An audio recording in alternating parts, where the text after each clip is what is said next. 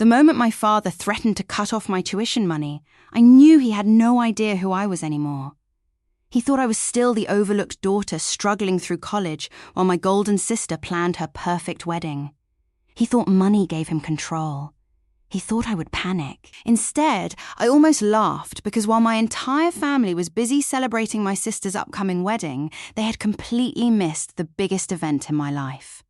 I had already graduated. I had already built a successful career. And I was already earning more than the man trying to threaten me. What happened next shocked everyone. And before we continue, if you're enjoying this story, please take a moment to subscribe to the channel. It really helps us bring you more powerful stories like this. Now, let's get back to the story. My parents always said they loved my sister and me equally. The problem was, nobody who knew our family actually believed that. My older sister, Sophia, was the center of everything. Her achievements were celebrated. Her mistakes were forgiven. Her opinions carried weight. And somehow, every family gathering eventually became about Sophia. Growing up, relatives rarely called me by my name. I was usually introduced as Sophia's little sister. First, I thought that was normal. Later, I realized it wasn't. When Sophia wanted dance lessons, she got them. When she wanted a new car for college, my parents found a way to make it happen. When she changed majors twice and extended her degree by 2 years, nobody complained about the cost. Meanwhile, I learned early that asking for too much usually led to disappointment. So, I stopped asking. Instead, I focused on school. I studied hard, worked part-time jobs, and quietly built a future for myself. What nobody in my family knew was that I'd graduated 6 months earlier than expected. Even fewer people knew I'd already accepted a remote position with a growing technology company. The salary was more money than I'd ever imagined earning in my 20s, but I kept it private. Not because I was ashamed, because every achievement seemed to create drama whenever Sophia was around. Keeping quiet felt easier. Then one Thursday afternoon, my phone rang. That I almost let it go to voicemail. Almost. The second I answered, I knew something was coming. Sophia's wedding was only 3 weeks away, and according to my father, my attendance wasn't optional. I explained that I had an important work commitment that weekend. A commitment I couldn't simply cancel. There was a long silence. Then came the words that stopped me cold. If you don't show up for your sister's wedding, we're cutting off your tuition money. I sat there staring out the window. Because in that moment, I realized something. My parents still thought I needed them. And for the first time in my life, I decided not to explain myself. I wish I could say the ultimatum ended there. It didn't. The next morning, my phone was flooded with messages. First came my mother, then my aunt, then 2 cousins I hadn't spoken to in months. Apparently, the entire family had been informed that I was considering skipping Sophia's wedding. And according to them, that made me the villain. My aunt sent a text that read, "Your sister only gets married once." A cousin wrote, "Family should come before work." Another relative asked how I could be so selfish. I didn't respond. There was no point. Nobody was asking for my side of the story. They had already decided what the story was. Sophia helped reinforce it. She posted wedding countdown photos online almost daily. Every picture came with captions about family, loyalty, and support. The timing felt intentional. Maybe it was maybe it wasn't. Either way, the message was clear. Show up or be blamed. As the pressure grew, old memories kept resurfacing. The vacation I'd missed because my college fund had been redirected to help Sophia during one of her emergencies. The academic awards ceremony my parents skipped because Sophia had a dance competition the same day. The countless moments where being responsible meant being invisible. Back then, I accepted it. Now, I simply observed it. Meanwhile, life continued moving forward. At work, I was leading projects, meeting deadlines, and earning respect from people who valued results instead of family roles. A few days later, my manager called with unexpected news. A major client had specifically requested me for an upcoming project. The promotion I'd been hoping for suddenly felt within reach. Ironically, while my family was treating me like an irresponsible student, my professional life was thriving. I kept working, kept staying quiet, kept refusing to argue. Then for days before the wedding, my father left a voicemail. And the second I heard it, I knew everything was about to change. The wedding day arrived on a Saturday.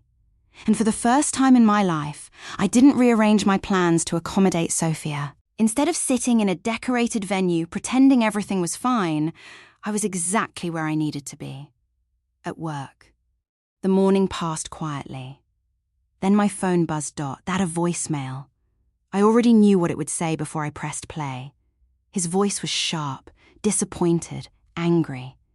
He said I had embarrassed the family. He said Sophia was devastated. Then came the part that almost made me laugh. Since you've made your choice, we're no longer paying your tuition. The message ended. I stared at the screen for several seconds. For years, that threat would have terrified me. Today, it meant absolutely nothing. Meanwhile, the family group chat was exploding. Dozens of messages appeared one after another. Some relatives were confused. Others were openly critical. A few accused me of abandoning my family on an important day.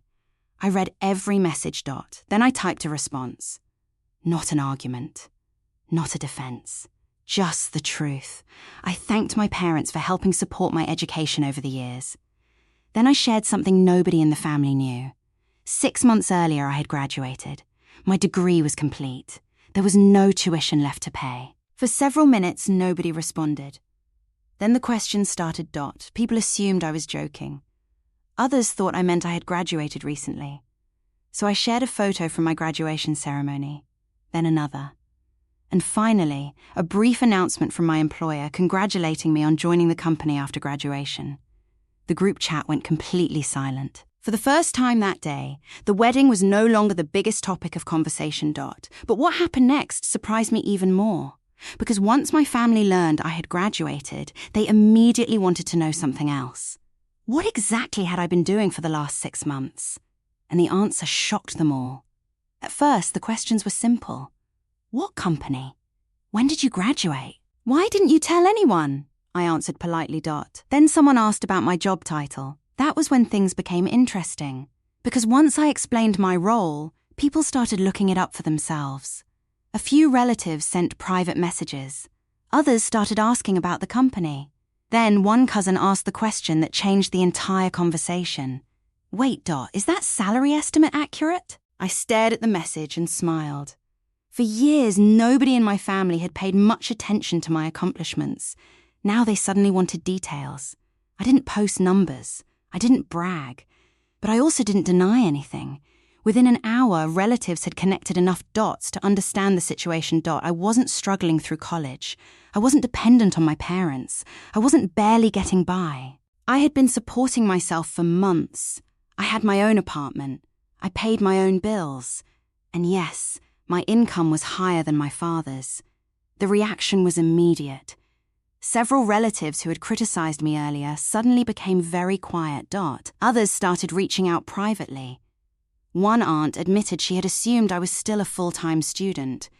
A cousin apologized for calling me selfish. Even people who rarely spoke to me seemed curious about how I'd managed to build a successful career so quickly. Meanwhile, the wedding itself was no longer getting much attention. And Sophia hated that. For perhaps the first time in her life, she wasn't the center of the family conversation. My parents struggled even more. The leverage they thought they had no longer existed. The daughter they believed needed their financial support had quietly built an independent life without them even noticing. Yet I didn't argue. I didn't celebrate. I simply continued answering questions honestly. And that's when something happened that I never expected. For the first time in my life, my parents stopped giving orders and started asking for a conversation. 3 weeks after the wedding, my parents asked to meet. Not demanded, not ordered.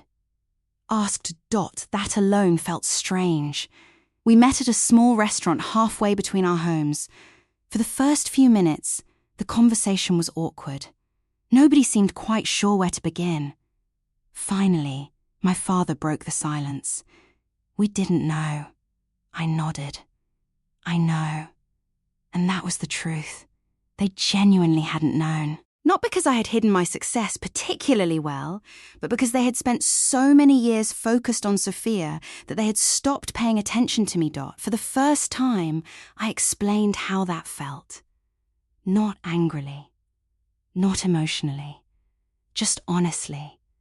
I talked about missed milestones, forgotten achievements, and what it was like growing up feeling invisible. To their credit, they listened, really listened. My mother even apologized. It didn't erase the past, but it was a start.